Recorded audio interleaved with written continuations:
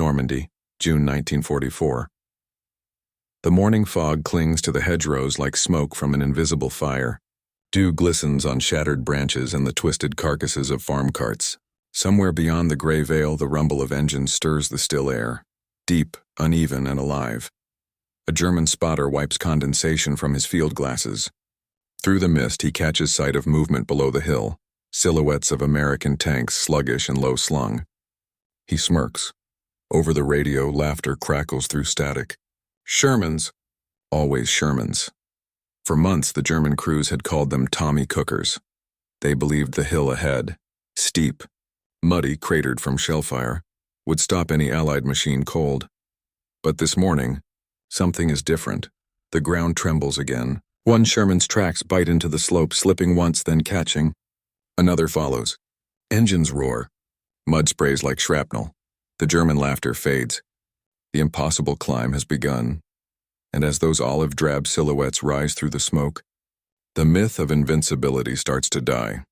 In the early years of the Second World War, tank warfare became more than steel and fire. It became ideology in motion. The German blitzkrieg had rewritten every rule of the battlefield. France fell not because its army lacked courage, but because its tanks and tactics belonged to an older age. Germany's panzers, spearheaded by the Panzer III and I-4, proved that speed, coordination, and concentrated firepower could annihilate entire divisions before they understood they were under attack. When the United States entered the war in December 1941, its armored doctrine was still untested. The U.S. Army had watched from afar as Europe tore itself apart, learning hard lessons secondhand. American strategists, led by men like General Leslie McNair and George S. Patton, concluded that the future of the tank wasn't in brute armor or massive guns.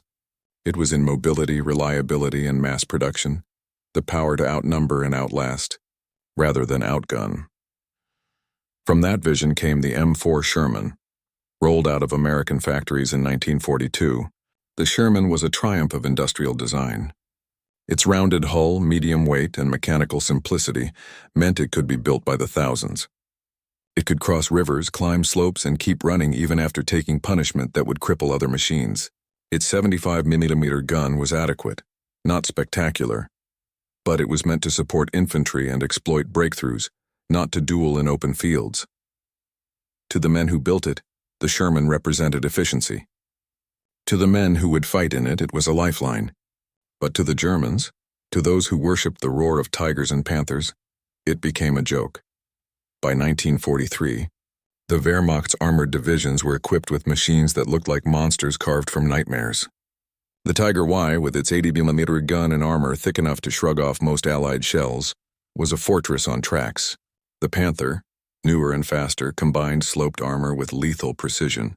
German tank aces, men like Michael Wittmann and Otto Carius, recorded kill ratios that seemed almost supernatural. They wrote of Shermans bursting into flames with a single hit. Captured American tanks were mocked in propaganda films. The term Ronson lighter, a reference to a cigarette lighter's slogan, "Lights every time," circulated among German crews. They called Shermans coffins for five brothers. But in Detroit, in Chicago, in countless American factories humming day and night, the answer to those taunts was already being forged. By 1944, the United States was producing nearly 2,000 Shermans a month, a staggering industrial rhythm that no German assembly line could hope to match. For every Tiger built, 5 or 6 Shermans rolled out ready to be shipped across the Atlantic. Still, numbers alone didn't silence the critics. On paper, the Sherman was outclassed. Its 75mm shell often bounced off German armor. Its sides were thin. Its silhouette, high and broad, made it an easy target. In tank duels on open ground, the kind the Germans preferred, the Sherman rarely won. Yet, in the chaos of war, few battles were fought on paper. The Allies were learning to fight differently. Their strength wasn't just in tanks, it was in how they combined them. Artillery, infantry, engineers, and air power moved in harmony, linked by radio, strategy, and relentless momentum. The Sherman was not a lone duelist. It was a part of a greater machine. The German generals failed to see it at first. Their overconfidence was born from experience, but it blinded them to evolution. They believed that their superior tanks would always dictate the outcome. That belief, That hubris would soon meet reality on the killing fields of Normandy. And it began with a single lesson. In modern war, no machine fights alone. The laughter in German radios would soon meet the sound of thunder from every direction. The first Shermans entered combat not in Europe, but in the burning sands of North Africa. Late 1942, Operation Torch. American and British forces landed in Morocco and Algeria, stepping into a theater already shaped by the myth of German armor. The Afrika Korps, under the legendary Erwin Rommel, had perfected mobile warfare. Their Panzer IVs and anti-tank guns carved through Allied lines like lightning through dry brush. When the M4 Sherman arrived, it was a revelation to both sides. The British, weary from years of desert warfare, found in it a machine that actually worked. It didn't overheat like the Crusader. It didn't bog down like the Matilda. It started when you turned the key, ran for hundreds of miles, and could be repaired with wrenches rather than prayers. At first, the Sherman could fight toe-to-toe. Against the Panzer III and early R4, its 75mm gun was lethal. The tide briefly shifted. In battles like El Guitar and Kasserine Pass, American crews learned what it meant to face German armor: the speed, the discipline, the precision. They also learned that courage alone couldn't stop an 88mm round. By the time the Allies pushed the Axis out of Africa, they carried more than victory. They carried hard lessons. The Sherman was no longer just a machine. It was a classroom, from Tunisia to Sicily and then into the Italian mainland. Those lessons multiplied. The terrain changed. Steep hills, narrow roads, stone villages where every corner hid a gun. The Sherman's supposed weaknesses turned to quiet strengths. Its engine could climb slopes German tanks couldn't. Its lighter weight let it cross bridges that would collapse under a Tiger. Mechanics adapted it, adding armor plates, welding spare track links for protection, upgrading the gun from 75mm to the high-velocity 76mm. Each campaign shaped the Sherman anew, but the mocking never stopped. German tank crews, secure in their superiority, continued to sneer over the airwaves. Allied soldiers heard the taunts. "You can't climb that," they said. "You can't win here." The Germans didn't understand what was coming. Not yet. June 6, 1944. D-Day. The greatest amphibious invasion in history. Over 5,000 vessels carried men and machines toward the beaches of Normandy. Among them, the Shermans, hundreds of them, fitted with flotation skirts and propellers nicknamed DD for duplex drive. Many never made it ashore. Waves swallowed them whole before their guns ever fired, but enough survived to break through. They clawed across the sand over steel obstacles and minefields, joining infantry in the desperate push inland. And once they did, Normandy became a proving ground. German panthers and tigers stalked the hedgerows waiting for prey. The terrain, tight, green, claustrophobic, erased long-range advantage. The Sherman's agility and smaller frame became assets. American crews used their radios, coordination, and sheer will to close the distance. They fought not for glory, but for survival. And somewhere in that grind, among the mud, the smoke, the prayers of the Sherman changed. No longer was it the laughingstock of German tankers. It was now the machine that simply would not stop. Burn one and another came. Break a track and a mechanic fixed it in hours. Lose a crew and replacements were already on the way. For every Tiger that rolled out of a German factory, the Allies sent 10 Shermans roaring toward the front. It was a war of endurance, and endurance was where the Sherman reigned supreme. But even then, there remained one thing the Germans believed was impossible: a hill, a slope, a climb so steep no Sherman could make it. That myth, too, would die. The laughter that began in the valleys of Normandy would soon echo off the mountains of Europe, drowned beneath the grinding ascent of American steel. The human angle, inside the steel box. For the men inside a Sherman, war was a sound before it was a sight. The whine of gears, the rattling of loose shell casings, the smell of oil and cordite mixing with sweat. 5 men packed into a space barely big enough for 3. The driver, the assistant driver, the gunner, the loader, and the commander. Each crew became a family, bound not by blood, but by fire. They ate together, slept beneath their tank, and often died inside it. They named their machines Courageous Doris Blood and Guts. A Sherman wasn't just a tool. It was home and coffin both. The crew knew its limits. They knew that one direct hit from an 88mm could light the tank like a torch. They carried extra ammunition under their feet, sometimes without realizing how dangerous it was. But they trusted in their tank because it moved. It turned. It started in the cold. Where a Tiger crew might spend hours fixing a frozen engine, a Sherman crew could be halfway to the next ridge. In battle, reliability meant life. One American gunner later wrote, "The Sherman was never the biggest or the strongest, but she always got us there." That sentiment, quiet, unsung, became the soul of Allied armor. The German perspective. Arrogance of the elite across the lines. German crews looked down their sights with supreme confidence. Their machines were masterpieces of engineering, complex, heavy, exquisitely deadly. A Tiger's gun could kill a Sherman at over 2,000 meters. Its armor could shrug off anything the Americans fired back. To German tank aces, fighting Shermans was routine. One shot, one kill. They wrote it in their diaries with a kind of detached professionalism. They weren't monsters. They were soldiers doing what they'd been trained for. But that confidence had a price. Germany's tank corps was built for short, decisive wars, not for grinding, endless attrition. Tigers needed constant maintenance, fuel, and spare parts. Their engines overheated, their transmissions broke down. Their tracks snapped under the weight of their own power, and when they broke, they stayed broken. For every Tiger destroyed, it took days to replace. For every Panther immobilized, it took half a dozen trucks to tow it. The German war machine had become its own burden, magnificent but unsustainable. Meanwhile, the Allies treated their Shermans like disposable tools of victory. Break one, replace it, lose one, another waits on the docks. While the Germans worshipped their tanks as icons, the Allies treated theirs as instruments, interchangeable, replaceable, efficient, and that difference would decide the war. The technological angle, evolution through necessity. War accelerates invention, and the Sherman became a laboratory on tracks. Every battlefield problem demanded a new solution. In the deserts of North Africa, crews welded sandbags and spare tracks onto their hulls to absorb hits. In Normandy, they draped their tanks with camouflage nets and cut tree branches to blend into the hedgerows. In Italy, they developed the Calliope, a rocket launcher strapped to the top of a Sherman that could unleash a storm of explosives in seconds. British engineers contributed too. The Firefly, a modified Sherman fitted with the powerful 17-pounder gun, was Britain's answer to the Tiger.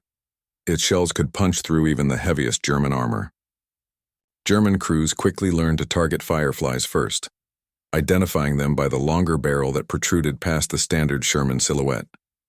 Mechanics and field engineers worked miracles.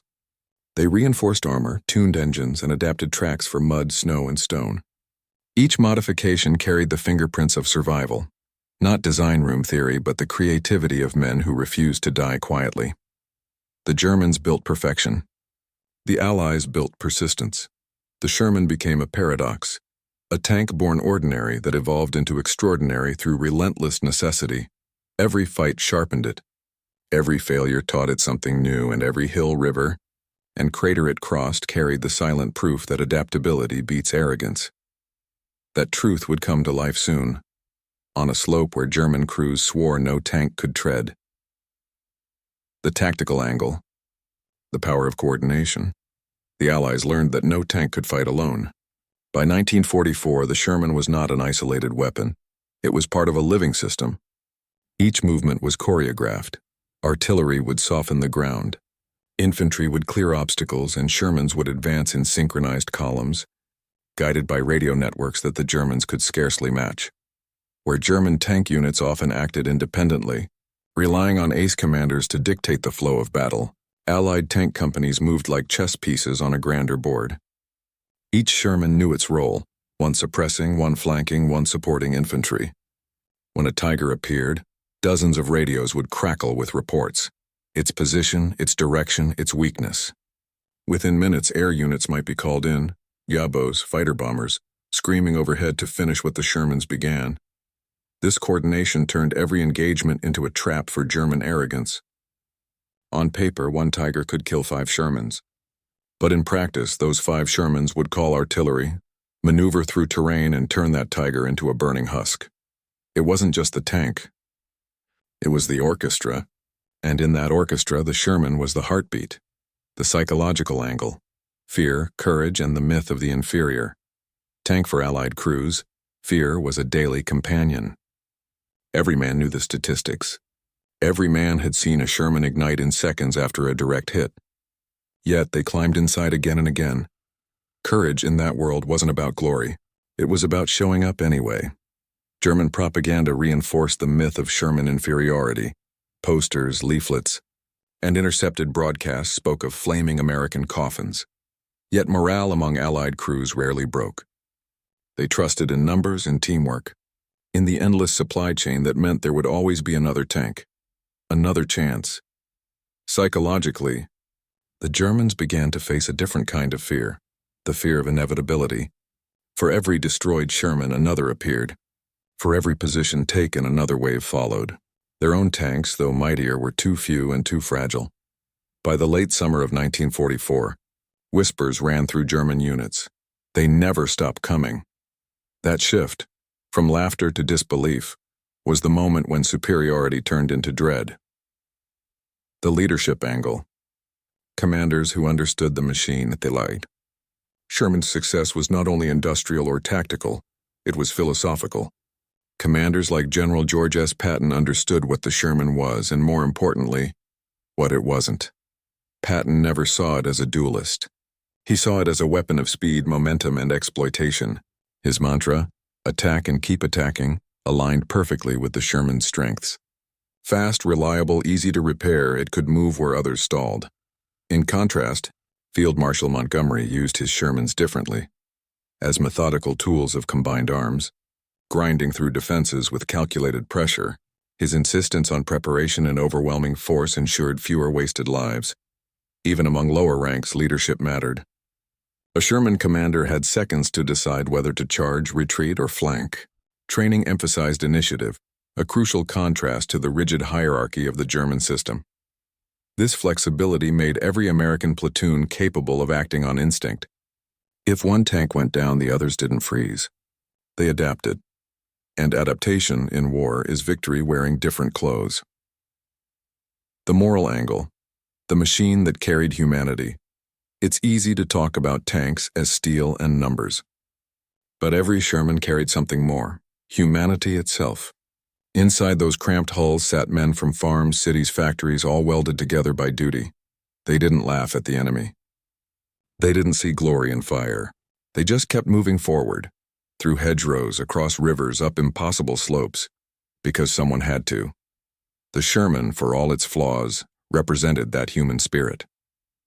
It wasn't built to dominate. It was built to endure, and endurance, not invincibility, would win the war. As the months dragged on and Germany's might began to fracture, a moment approached that would capture this truth perfectly.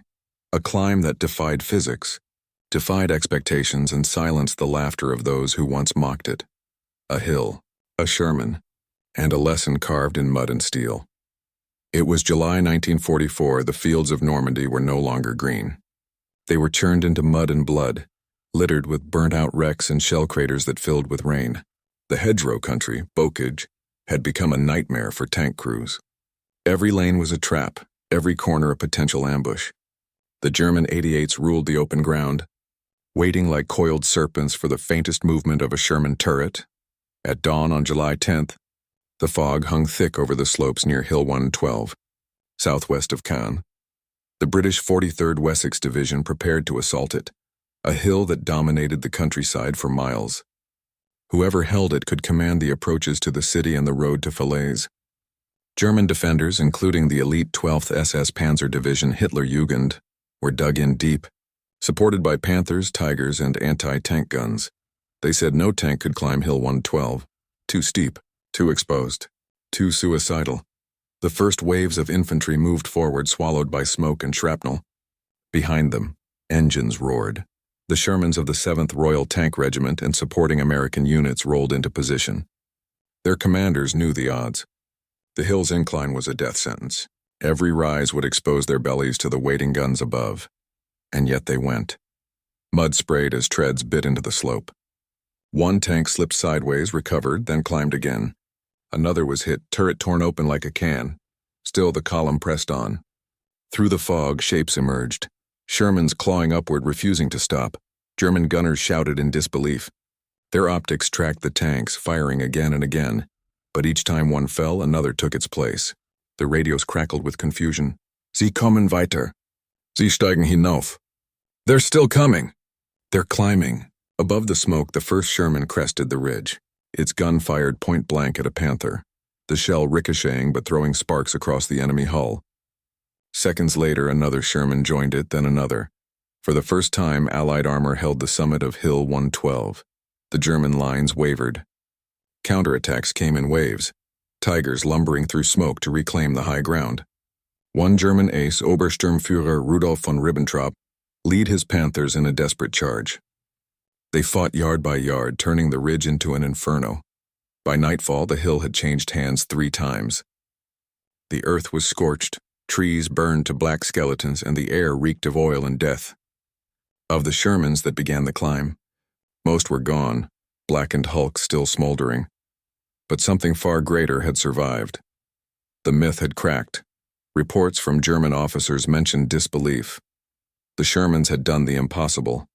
Not once, but repeatedly. They had clawed through terrain the Wehrmacht's engineers swore impassable.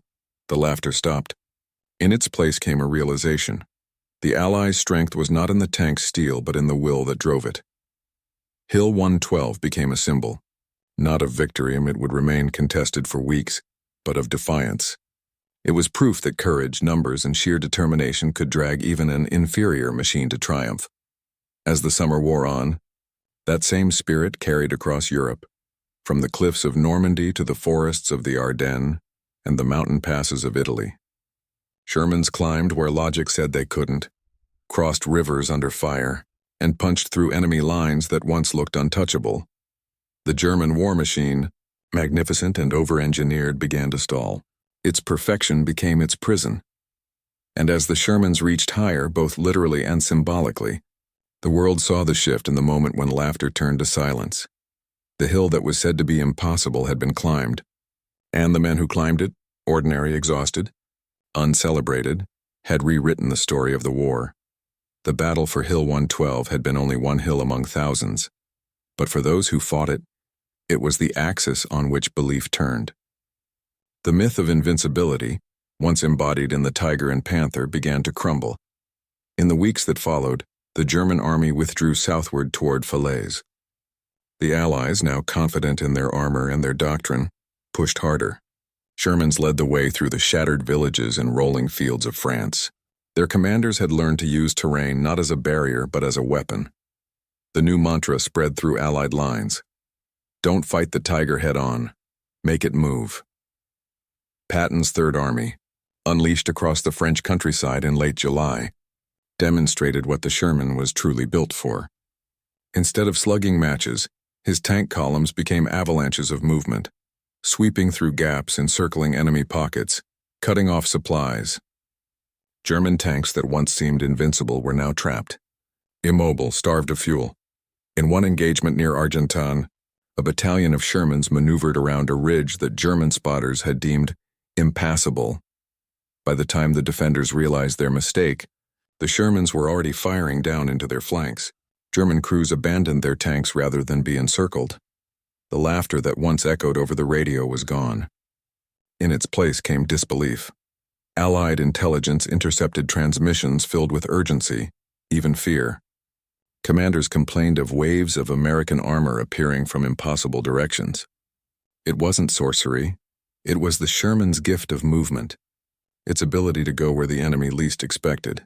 Each climb, each crossing, carried a message. The impossible was now possible.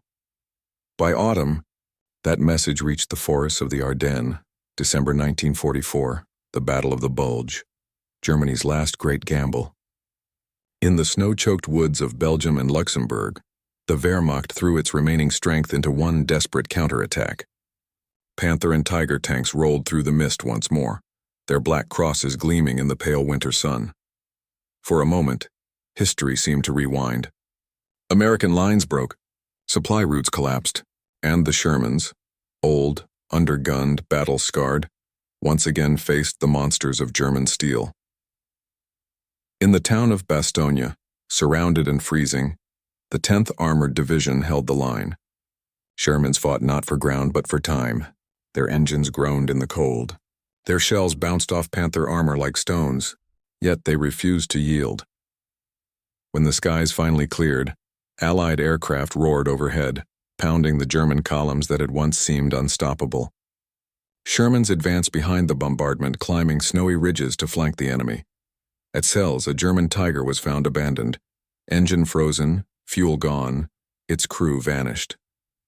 Nearby, Sherman stood idling, their crews exhausted but alive. That frozen Tiger became the perfect symbol of the war's turning tide. The German tank was mightier. Yes, but useless without movement, without fuel, without the will to keep going. The Sherman was everything the Tiger wasn't. Imperfect, but relentless. By the time spring arrived, the Allied advance was a flood. Shermans rolled through the Siegfried Line, crossed the Rhine, and surged into Germany itself. In towns like Remagen, Cologne, and Kassel, they climbed streets so steep that even civilian vehicles had once struggled. German civilians watched in silence as the same tanks they had mocked now thundered past their doorsteps, covered in mud and victory dust. The impossible hill had been climbed again and again, across France, Belgium, the Netherlands, and finally into the heart of the Reich. For every Tiger left burning by the roadside, a Sherman stood at a crossroads, its crew scanning the horizon for what came next. The legend of superiority was dead. In its place stood a new truth. That resilience, coordination, and courage could outlast any weapon, no matter how powerful, and as the last battles drew near, the Shermans kept climbing, not for glory, but because the war still needed them to. When the guns finally fell silent on the slopes of Normandy, what remained was silence thick enough to swallow memory. The hills that had once trembled under tank treads were now graveyards of twisted metal, Shermans, Panthers, Tigers, all rusting under the same rain. But the story those ruins told was not of equal defeat. It was of transformation. The German High Command, once so confident in its armored supremacy, began to realize what had gone wrong. Reports from panzer divisions spoke of exhaustion, shortages, and the inability to replace lost machines. For every Tiger that limped back from the front, a dozen Shermans took its place somewhere else. The laughter that had filled the airwaves in 1943 was replaced by bitter radio silence. Crews who had once mocked the Americans for tin coffins now cursed their own machines, magnificent but fragile. Propaganda struggled to explain the change. The Tiger had been sold to the German people as a symbol of perfection, the armored fist of the Reich. But now perfection was useless. Factories bombed, rail lines destroyed, fuel reserves gone. The machine that had inspired fear now inspired despair. Meanwhile, the Sherman became a symbol not of superiority, but of inevitability. It wasn't beauty that won the war. It was persistence. For Allied soldiers, the impossible climb at Hill 112 and countless others became a quiet legend, told in camps and pubs. They spoke of the day the Ronson lighter defied gravity, when the tank that was never supposed to win proved it didn't need to be perfect, only determined. Military engineers began to record the lessons in cold technical reports.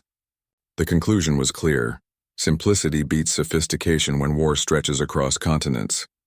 The Sherman could be repaired in hours, its parts swapped like pieces of a puzzle. The Tiger, by contrast, needed a small factory just to breathe again. By the autumn of 1944, Allied tank morale had reversed. Crews who once looked at German steel with dread now looked at it as a challenge, something to outmaneuver, outthink, outlast. American divisions, bolstered by replacements and supply chains that seemed infinite, advanced with renewed confidence. They trusted the machine under them. They trusted their tactics. And perhaps most importantly, they trusted that the laughter had finally stopped. On the German side, that silence grew heavier with every retreat. Captured crewmen spoke of frustration and disbelief, of engines failing in the cold, of fuel trucks that never arrived, of Allied bombers circling overhead like hawks. The myth of invincibility, once the lifeblood of German armor, had turned into a ghost that haunted every battle. Even among Allied commanders, the impossible climbs became metaphors. Patton himself reportedly remarked in late 1944 that the American soldier and his tank were unstoppable because they believe they are. That belief was born not in glory, but in grit. And it was that same belief that carried the Sherman over one last ridge, not a hill this time, but history itself. The machine once mocked across Europe had become the hammer of liberation, grinding forward through every obstacle. The war was not yet over, but everyone knew how it would end, because when the laughter stopped, the silence belonged to those still climbing. By the time the Allies crossed the Rhine in March 1945, the numbers told the story more clearly than any photograph could. Germany had produced roughly 1,350 Tiger I tanks and about 6,000 Panthers in total. The United States and its allies had produced over 49,000 Shermans. Quantity had become a form of quality. For every Tiger that prowled the ruins of Europe, there were dozens of Shermans ready to surround it, flank it and destroy it, if not today then tomorrow. And tomorrow always came. That relentless replacement rate broke the German spirit more effectively than any single battle. The Sherman didn't need to be better. It just needed to keep coming. Captured German officers, questioned after the war, admitted as much. One report from the Panzer Lehr Division described the psychological weight of Allied armor. We could not destroy them fast enough. For every tank we hit, 5 appeared. It was like fighting the earth itself. Endless. In those final months, the war had become a contest between endurance and collapse. German tankers abandoned their vehicles not out of cowardice but futility. There were no spare parts, no fuel, no reinforcements, only the realization that every Tiger was fighting a war it could not win. On the other side, Sherman crews were not triumphant. They were tired, scarred, and hollow-eyed. They had seen too many friends lost inside burning hulls. They understood that survival was a matter of luck as much as skill. But they also understood something the Germans did not: that strength could come from imperfection. In field hospitals and makeshift camps, tankers spoke quietly of what they'd accomplished. They didn't talk about armor thickness or gun calibers. They talked about movement, about how their tank could climb, turn, and reach the top when others failed, about how the laughter stopped when the Sherman appeared on the ridge. Even historians who once dismissed the M4 as mediocre began to reconsider. Its design philosophy, reliability, adaptability, mass, became the foundation of post-war military thinking. The lessons of the Sherman shaped the Cold War era's armored doctrines. Tanks like the M48 Patton and M60 carried its mechanical DNA, built on the same principle: a tank must move, must fight, and must be built in numbers that overwhelm any opponent. The German designs, magnificent though they were, became museum pieces, frozen symbols of over-engineering. The Sherman, by contrast, became the blueprint for modern warfare. But beyond the metal and the statistics, the Sherman left a human legacy. It reminded the world that victory isn't always born from brilliance. Sometimes, it comes from resilience. When Allied forces finally rolled into Berlin, Shermans led parades through cities they once approached in fear. Children waved flags as these tanks, once mocked, once underestimated, rumbled past. The laughter that had filled German radios 2 years earlier was gone, replaced by the distant hum of Allied engines echoing through broken streets. That sound was not triumphal. It was steady, patient, enduring. It was the sound of persistence, the very quality that had won the war. The hill that the Germans said was impossible had been climbed, not once but across an entire continent. And atop that climb, amid the smoke and ruins, stood the proof that determination, multiplied by courage and steel, could move mountains. The Sherman had done what it was never designed to do. And in doing so, it changed history. History often remembers the loudest machines, the Tigers, the Panthers, the weapons of awe and fear. But the true legacy of war rarely lies in perfection. It lies in the machines that kept moving when perfection broke. The Sherman was never meant to be a hero. It was meant to be enough, reliable, replaceable, simple. Yet in being enough, it became everything. It carried farm boys from Kansas through the hedgerows of Normandy. It crossed rivers in Italy and snowbound forests in Belgium. It climbed hills that experts swore were impossible. And when the smoke cleared, it stood not as the most powerful tank of the war, but as the one that endured it. In the laughter of German crews, we hear the arrogance of certainty. In the grind of Sherman tracks, we hear the rhythm of resilience. Every tank lost, every hill taken, every broken machine welded back into service told the same story. That the measure of a weapon is not how it begins, but how it ends. The Sherman ended the war rolling through liberated cities, carrying not the glory of conquest but the quiet dignity of endurance. Its crews didn't call themselves heroes. They were men who did what had to be done, and kept doing it no matter how steep the climb. Decades later, rusted Shermans still sit on old European hillsides, their paint faded, their engines silent. They stand as monuments not to power but to perseverance. And if you listen closely, in the wind that moves through their hollow hulls, you can almost hear the echo, not of laughter, but of engines climbing. The hill that was once impossible had been conquered. And in that climb the ordinary became legendary.